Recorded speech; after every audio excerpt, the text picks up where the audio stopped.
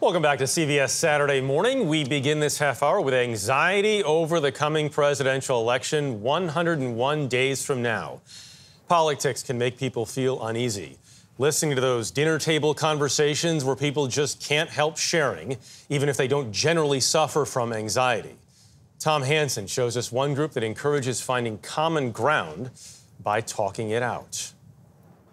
You can believe that somebody is ignorant without disdaining them. It's not very often that libraries encourage talking. I'm a leftist, and I'm deeply frustrated, by sort of like the direction my camp has taken. But here in Rockland County, New York, things that are untenable are happening. This one is full of chatter. The people here at this Braver Angels workshop are learning to cope with their political anxiety with open minds and ears. Each time something happens, I find my anxiety going up. Moderator Robert Weintraub joined the organization when his anxiety over politics was at an all-time high. I can understand why the American people are frustrated. Economically and the cultural wars, and that fear turns into a kind of depression. Now he's helping a growing number of people who feel the same. According to new research, 1 in 3 Americans admit to losing sleep over politics.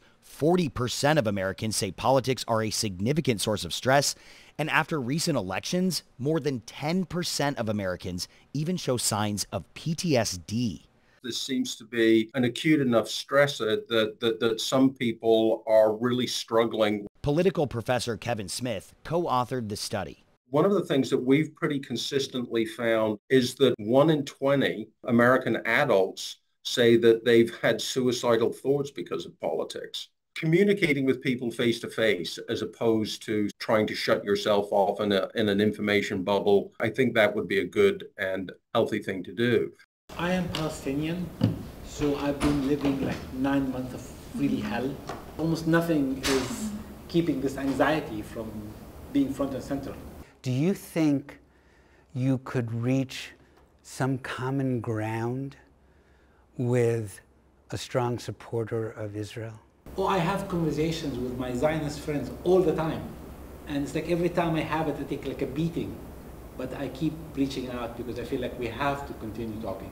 We're not going to be able to necessarily avoid the anxiety that conflict brings for each of us on different sides. But we can reduce the anxiety that is brought about by this stereotyping and contempt and disdain that we seem to have for each other. Easing anxiety through the art of conversation. For CBS Saturday Morning, Tom Hansen, New York. Well, for now, we can talk about the Olympics, right? That's a really good which it's hard to disagree about, I think, This right? is true, unless, you get into a rooted discussion over who's the best in the world. And then I'm sure some folks outside of Team USA, baby. Team USA, right?